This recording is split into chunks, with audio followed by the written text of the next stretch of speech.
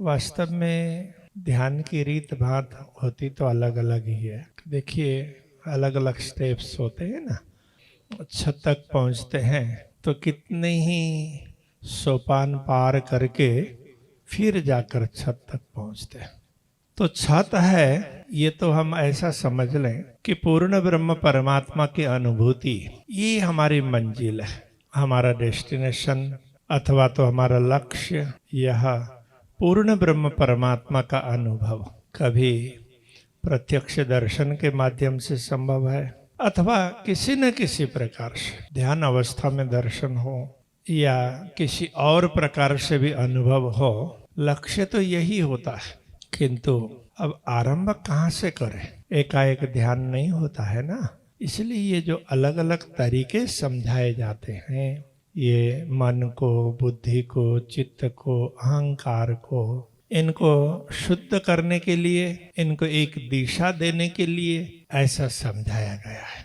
तो कई लोग श्वासों पर ध्यान रखने के लिए बोलते हैं कि आप श्वासों पर ध्यान दो, कैसे श्वास अंदर आ रहे हैं, कैसे बाहर आ रहे हैं, किन किन अंगों को स्पर्श करते हुए श्वास अंदर जा रहे हैं। तो ये भी बुरा तरीका नहीं है।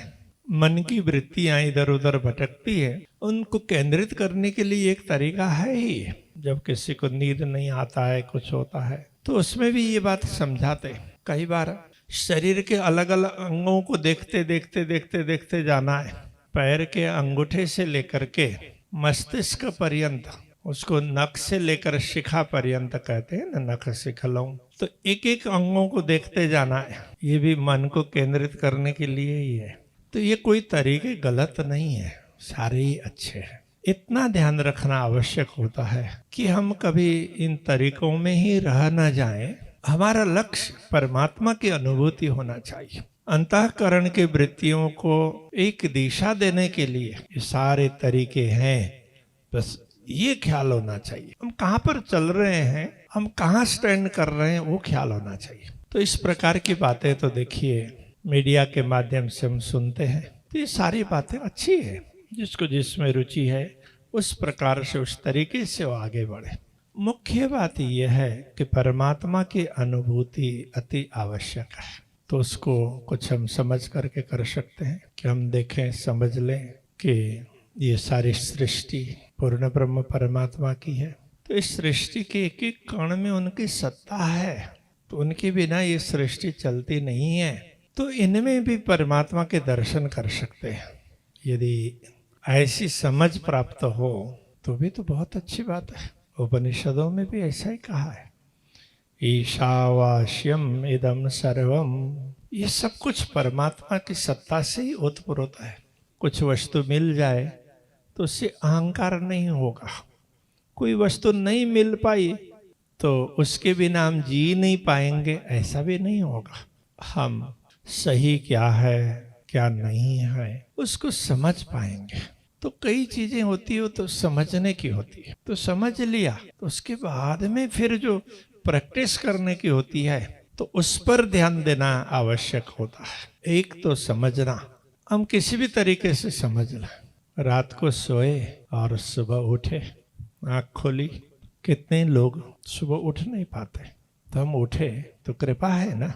सांस आ रहे हैं जा रहे हैं तो ये भी कृपा है। कितने लोगों को रहने के लिए घर नहीं है, तो हमारे लिए तो घर भी है, अच्छी सुविधा है, वाहन भी है, परिवार भी है, सब कुछ है, जिसका जैसा परिवार है।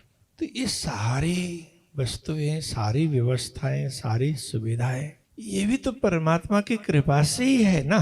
तो इस प्रकार से ना इन एक एक वस्तुओं को ध्यान रख करके कृपा का हम अनुभव करें, कृपा के दर्शन करें। हमने नल खोला, पानी आ गया। कई स्थानों में तो ऐसा है, वो सेंसर लगा हुआ होता है नल में, तो हाथ नीचे रखा तो पानी आ जाता है। इस सेंसर की बात तो कुछ सालों से इधर प्रचलित है। तो परमधाम में तो नीचे हाथ रखने की भी आवश्यकता नहीं है, चाहा तो वस्तुएं आ जाती है। तो विचार कीजिए वो सेंसर कितना प्रबल होगा, मन के साथ जुड़ा हुआ होगा ना, अंतःकरण की वृत्तियों के साथ जुड़ा हुआ है, तो चाहा तो हो गया। तो ये कितनी बड़ी कृपा है। तो ऐसे एक एक वस्तु पर ध्यान दे सकते हैं। तो कृपा के दर्शन कर सकते हैं। किंतु ये भी कब होता है? जब मन में थोड़ी थोड़ी शुद्धता आने लग जाए ना, बुद्धि में शुद्धता आने लग जाए, चित्त में शुद्धता आने लग जाए और अहंकार में भी शुद्धता आने लग जाए।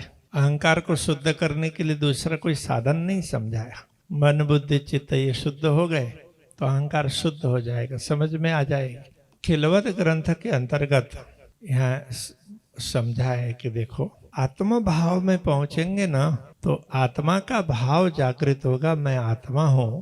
तो देह के कारण अथवा दुनिया की वस्तुओं के कारण बना हुआ अहंकार है वो अपने आप शांत हो जाएगा। मैं को मारे मैं, इन विध मैं को मारिया, ये समझा है ना, इस प्रकार से समझा है। तो मरने का मारने का तात्पर्य क्या है? तो दिख ही नहीं रहा है, तो अहंकार कहाँ खो गया पता ही नहीं चला। अथवा तो ये सोचे आत्मा का भाव जागृत हुआ तो बाकी उसमें सब कुछ उसी में समा गए। तो जैसे तो ये अलग अलग बल्ब वगैरह हैं अथवा तो अलग अलग प्रकार की लाइट है, तो ये सभी प्रकाशित कर रहे हैं ना। किंतु यहाँ पर सूर्य का प्रकाश प्रत्यक्ष रूप में आ जाए तो ये सारी लाइट अपने अपने ढंग से काम तो कर रही होती है, लेकिन उनका कोई प्रयोजन नहीं होता है। तो उनका प्रकाश भी सूर्य के प्रकाश में ही समा जाता है।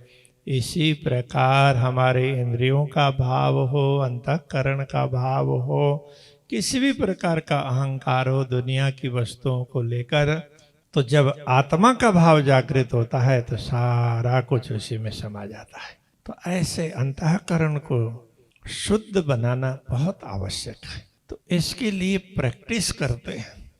तो ये सारी प्रैक्टिसेस जो बताई जा रही है, इन सब का उद्देश्य अंतःकरण की शुद्धि के लिए है। जितनी भी साधनाएं बताई जा रही है अंतःकरण की शुद्धि के लिए। तो आप सोचेंगे फिर परमात्मा की अनुभूति के लिए कोई साधना होती ही नहीं? वो भी होती है। एक थोड़ा सा जानना समझना, दूसरी बात उनके प्रति प्रेम भाव जागृत होना। जानेंगे समझेंगे तो प्रेम भाव जागृत होगा ना, फिर विश्वास वो दृढ़ हो जाएगा। जब तक ज्ञान सही नहीं होता है तो वो प्रेम भी जिस रूप में होना चाहिए उस रूप में नहीं आता है। तो इसलिए विश्वास भी है फिर भी डगमगाता है। विश्वास दृढ़ नहीं है।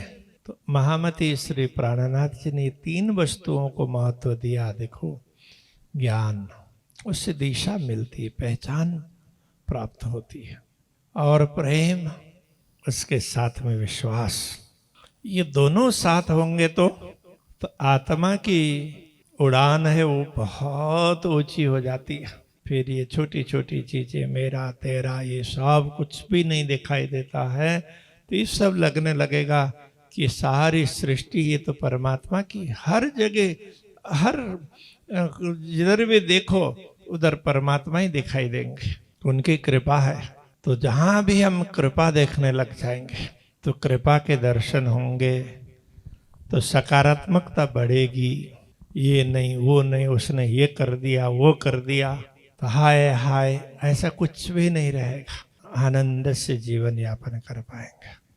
तो इसके लिए जो प्रैक्टिस करना होता है तो उसको ही ध्यान कहा है। एक अंतःकरण की वृत्तियों को साधने के लिए ध्यान करते हैं। दूसरा, ये वृत्तियां सद जाती है तो पूर्ण ब्रह्म परमात्मा का अनुभव होगा, वो प्रेम से होगा, उसमें विश्वास जागृत होगा। तो ध्यान का तात्पर्य तो पूर्ण ब्रह्म परमात्मा की अनुभूति है।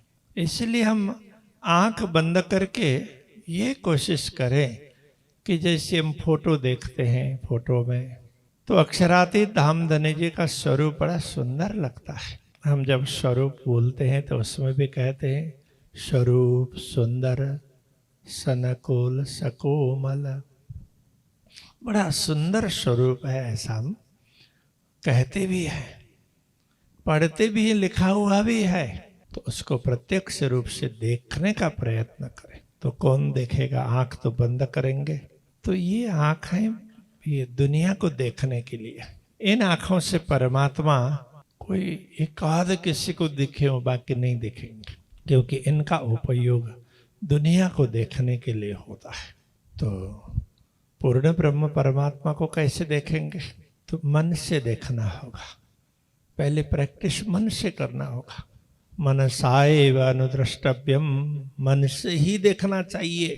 तो जैसे इसमें थोड़ी सी प्रैक्टिस हो जाती है ना, तो फिर मन से भी आगे, तो मन का भी तो एक स्टेज होता है ना, तो कहीं तक पहुंचाया तो बस, तो उसका काम पूरा हो गया। इसलिए यही शास्त्र जो कह रहे हैं मन से देखना चाहिए, तो फिर आगे जाकर के क्या कहते हैं, यन मनसा न मनुते। अरे परमात्मा को तो मन से भी देखा नहीं जा सकता, तो कौन देखेगा? तो हमें स्वयं को देखना होगा। हम स्वयं आत्मा है। आत्मा पूर्ण ब्रह्म परमात्मा को देख सकती है। तो कभी कभी आत्मा देखती है तो खुली आंखों से भी देख सकती है। जब ये चर्म चक्षु और अंदर के ज्ञान चक्षु अथवा मन के चक्षु है, ये दोनों की फ्रीक्वेंसी मैच हो जाती है और हम आत्मभाव से देखने का प्रयत्न करते हैं, तो देखने तो आत्मा ही सक्षम है। देखने के लिए तो आत्मा ही सक्षम है, किंतु तो आत्मा कभी खुली आंखों से भी देख सकती है, कभी बंद आंखों से देख सकती है, किसी न किसी प्रकार से देख सकती है। तो ये देखना मेरी दृष्टि में ध्यान है। देखने से पहले अब जो भी प्रयत्न करते हैं, तो अलग अलग प्रकार के प्रयत्न हैं, तो ये अलग अलग प्रकार के साधना है।